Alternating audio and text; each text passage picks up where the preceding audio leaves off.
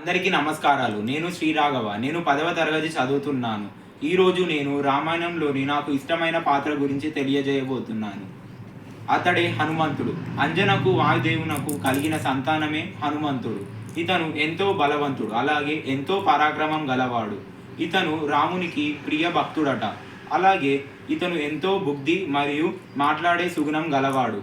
ఇతడు తన గురువైన సూర్యునికి గురుదక్షిణల తన పుత్రుడైన సూర్యపుత్రుడైన సుగ్రీవునికి తన మంత్రిలా ఉండడానికి ఒప్పుకున్నాడు. అలాగే ఒకసారి సుగ్రీవునికి ఇంకా బాలికి మధ్య యుద్ధం జరిగినప్పుడు సుగ్రీవుడు అరణ్యాల్లోకి పరిగెత్తినప్పుడు సుగ్రీవుని కాపాడింది హనుమంతుడే.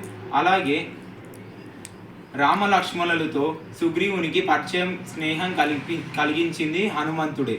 అలాగే సీతమ్మ జాడను సముద్రాన్ని దాటి లంకకు చేరి సీతమ్మ జాడను కనుగొన్నది హనుమంతుడే. అలాగే ఇతనుడు అమరుడంట. అలాగే ఇతనికి ఎన్నో పేర్లు ఉన్నాయి. ఎలాగంటే బజరంగ్, వాయుపుత్రుడు, ఇంకా హనుమంతుడు అనే ఎన్నో పేర్లతో ఇతనిని ఆరాధిస్తారు. అలాగే హనుమంతుడు అనగానే మనకు గుర్తుకొచ్చేది అతని బలం మరియు అతని శక్తి సామర్థ్యాలే. అలాగే ఇతను ఒకసారి లంకకు వెళ్ళి కాల్చి వచ్చాడట. అందుకే అందరూ వెళ్ళి రమ్మంటే కాల్చి వచ్చావు అని ఇతనిని పిలవడం మొదలుపెట్టారు.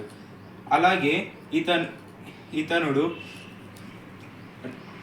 రావణాసురుడు అతని సైన్యాన్ని నేలగొట్టం చేయడానికి రాముడికి ఇంకా రామాయణంలో ఎంతో కీలక పాత్ర పోషించాడు.